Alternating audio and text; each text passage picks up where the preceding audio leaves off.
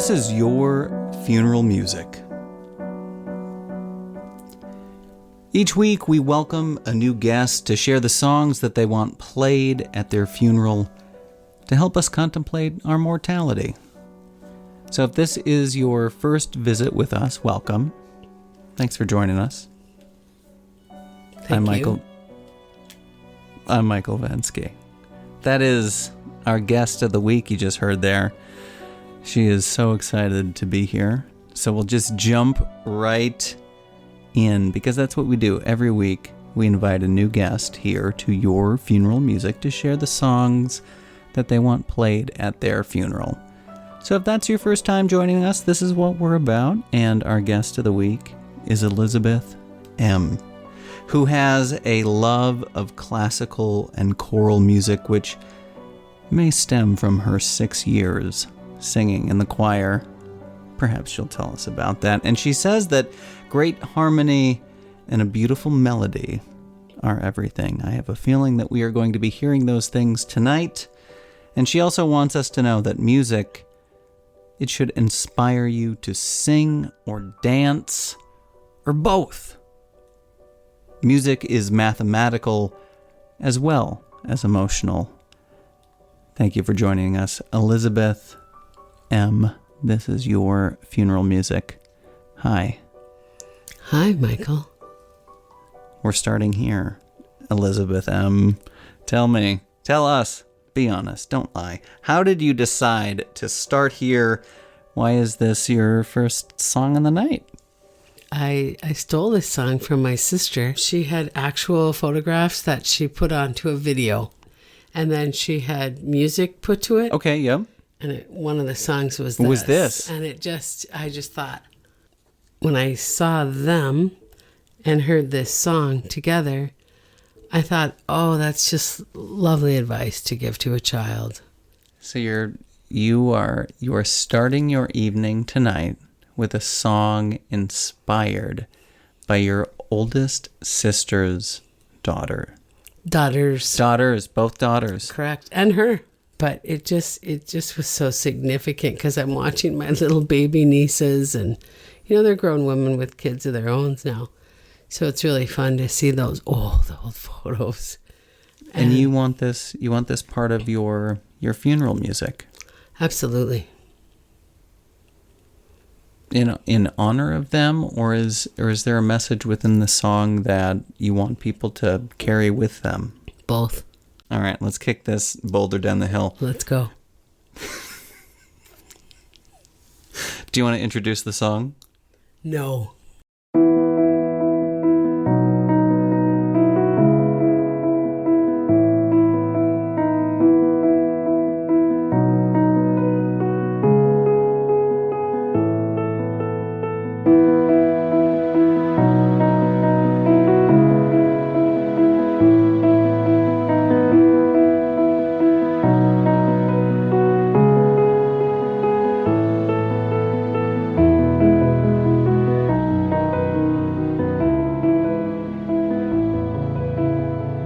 If you've ever been considering coming on the air and sharing your story, your feelings, your music, the cool thing about this whole project is it's yours. It's yours and what resonates with you, and you don't need to be a fan of any particular genre of music to select a song.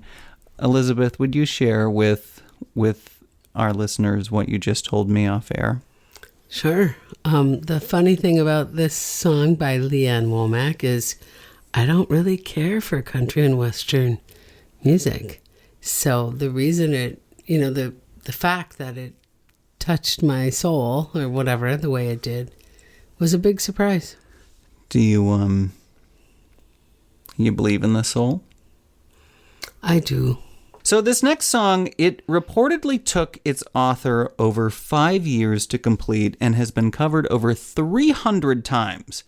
The song is Hallelujah, and it was originally written and recorded by Leonard Cohen, but tonight we are hearing this cover from an American a cappella group, Pentatonix. will you tell us about your relationship with this song, how you came to know this group, where does this come from? Who are these people that just sing without instruments? I about fell off my chair. Really? This group is absolutely amazing. Now, does that appreciation come from your background in choral music? It does. Will you tell us about choral music and your background singing? Spent a lot of time in high school and junior high too, but high school is where we got into some really intense music for 15, 16, and 17-year-olds to be singing.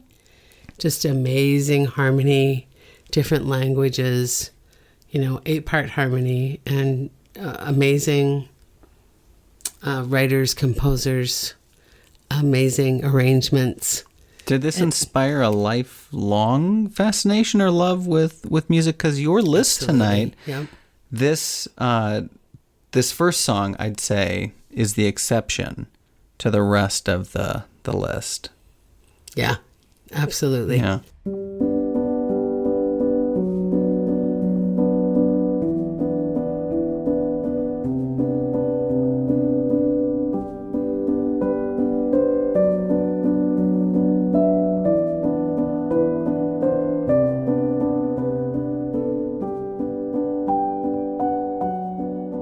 Our guest of the week is Elizabeth M. Welcome back. Thank you for joining us. Our next song, it is the second to the oldest we've ever featured on the show. The oldest song we'll hear just a little bit later in the program, but the song that we're talking about here, it was originally published in 1779, and this hymn, oh boy, it is no stranger to funerals. We are talking about Amazing Grace, and it is performed here by Scottish bagpipers. Tell us about this song. Why Amazing Grace? You are the first guest. You are also, I should also tell our listeners, Elizabeth M., you are also our last guest of season 1 of Your Funeral Music. So I'm so thankful that you were here. And you are the first guest who has ever selected Amazing Grace. You are my Amazing Grace. Tell me about this song. How did this song make its way into your funeral music playlist? Well, quite honestly, it's actually the bagpipes, not so much Amazing Grace, which I love. I love Amazing Grace.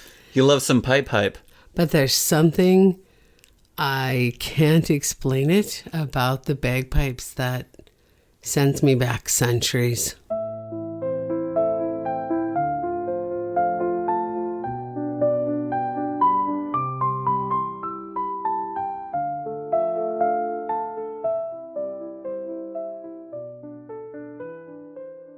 Our next song, it is based on Antonin Dvorak's Symphony No. 9 from the New World, which he wrote soon after arriving in America in 1893. It premiered then at Carnegie Hall on December 16th of that same year, 1893. And one of Dvorak's students, William Arms Fisher, he put words to the longing melody from the second movement of that symphony, and he called the new song Goin' Home. It was published in 1922. Elizabeth M. is our guest this week and has selected this song. The version of that song we're going to hear tonight, it comes from Libera, an all-boy English vocal group of about 40 members between the ages of 7 and 16. I've never heard of this group. Where did you discover them? How did you find them? I Googled the song, and this came up. It was actually the song I was after. So it's not the boys' choir that... The boys' choir for me was a bonus. Because I've seen the Minnesota Boys Choir. I've seen the Vienna Boys Choir. This stuff just resonates with me, So you like... a cappella groups. You like a cappella choir groups. I do. Okay. I do. And because of your experience just adorable. Singing. Yeah, because of my experience all those years singing. We did some a cappella work, and it was very fun. in the How old were you? 70s, probably 16. You're 16, 70s. You're singing this song. It was an arrangement that I don't know who did. I can't remember, but we loved it. It was beautiful. And alto had a solo. That never happens. Did you get to... Was it me? And it was so pretty about Do you remember... end of life, going home. So that's how you interpret the song? Yes. End of life. That's what it's Correct. about. End of life, going home.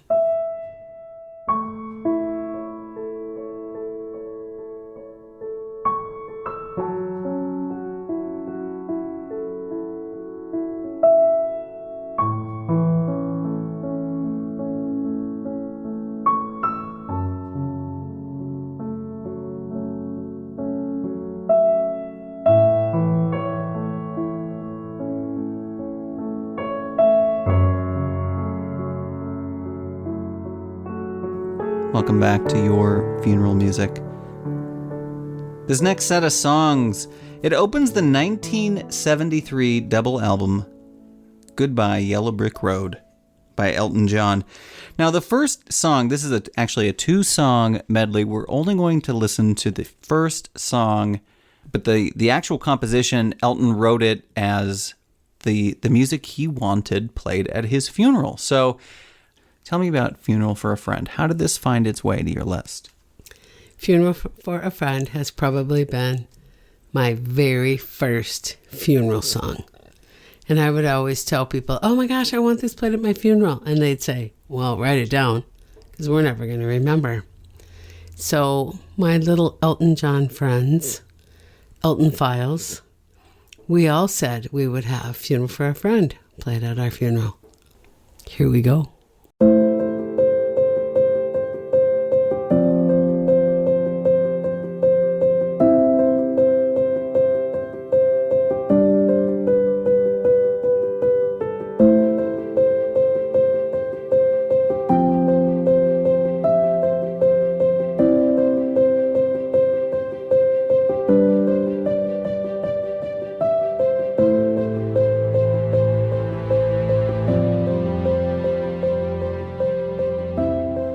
This is Your Funeral Music, where each week we slow down to contemplate our mortality with a new guest.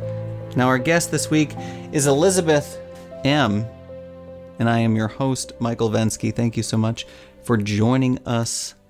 This next song, you may recognize it from perhaps a wedding?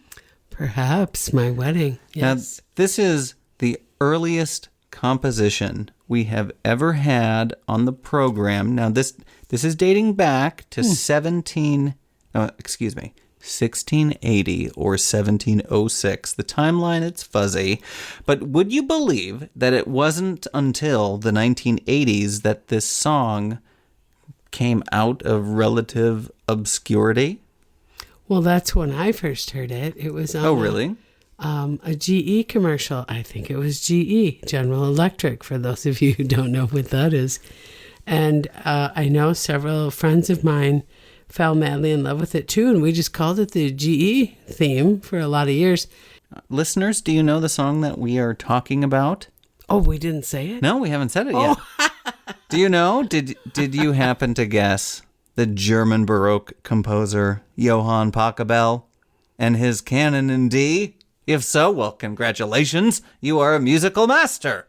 The music moved me. I knew I loved it from the first time I heard it. I did have it at my wedding, and the way I remembered it was, who was that composer again? Taco Bell? Pachelbel. I'm You're just messing saying with me. That's how I remembered it. So when I first heard this, I was a little taken aback because this is one of the songs that you would use during the bridal procession at a wedding ceremony, yeah? You can, sure. You can, you could. Why can't you use it at your funeral too? So you use this at your wedding, and now you want to use this at your funeral. Absolutely.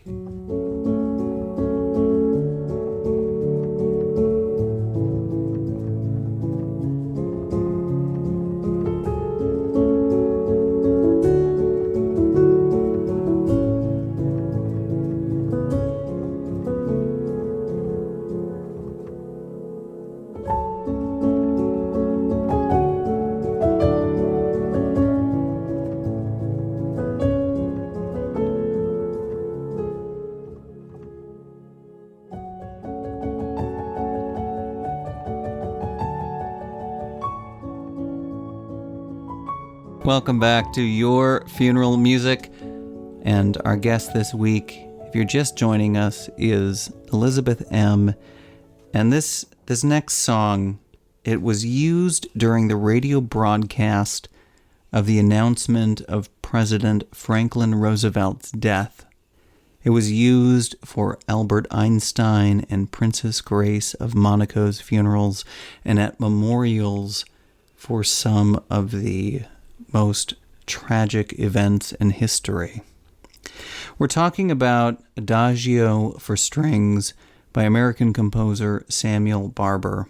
He finished the arrangement in 1936, and it was performed for the first time over the radio on November 5th, 1938, with Arturo Toscanini, the first music director of the NBC Symphony Orchestra, conducting from NBC Studio 8H, where Saturday Night Live has been broadcasting since 1975. Tell us about this song. How did this song make your list? I probably had heard it, but the first time I remember hearing it was at the very end. I believe it's probably throughout the film Platoon back in, was that the 80s? You know, the helicopter is flying off and they're kind of got their arms up in the air. And it just, I don't know, it just feels you kind of full of remorse and longing. And yeah, it's a hard one, but it's so beautiful.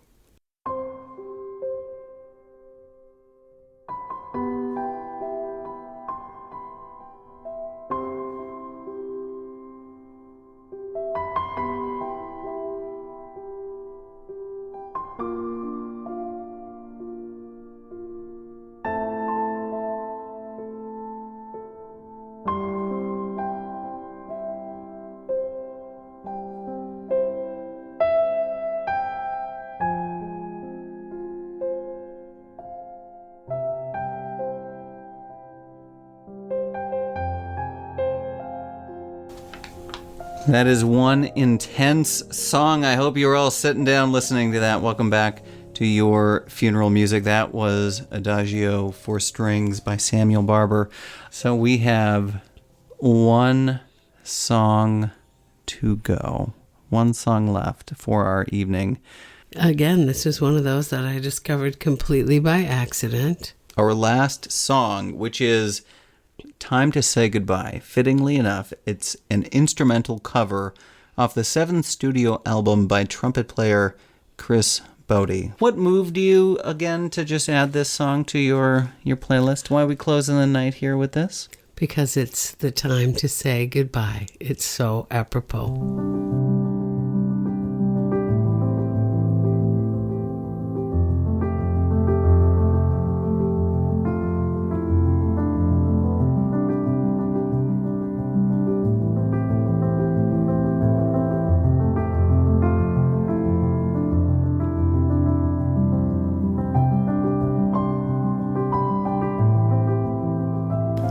Thank you for joining us here at Your Funeral Music. We're closing the night out. Are there any other pearls of wisdom that you would care to share with our listening audience at the end of season 1? It's later than you think. What do you mean? It goes fast. That's the point I'm trying to make. You're young, you think you have all the time in the world. You don't. It's later than you think. I am so thankful to be here with our final guest of this season, Elizabeth M. Thank you for being here. Thank you, Michael. Thank you for having me. Now, next week, I will be flying solo, and I will be recapping season 1, sharing some bloopers, and we're going to be sharing some of the songs that helped us reflect on what it means to be alive right now, in this moment, and how we want to be remembered after we're gone.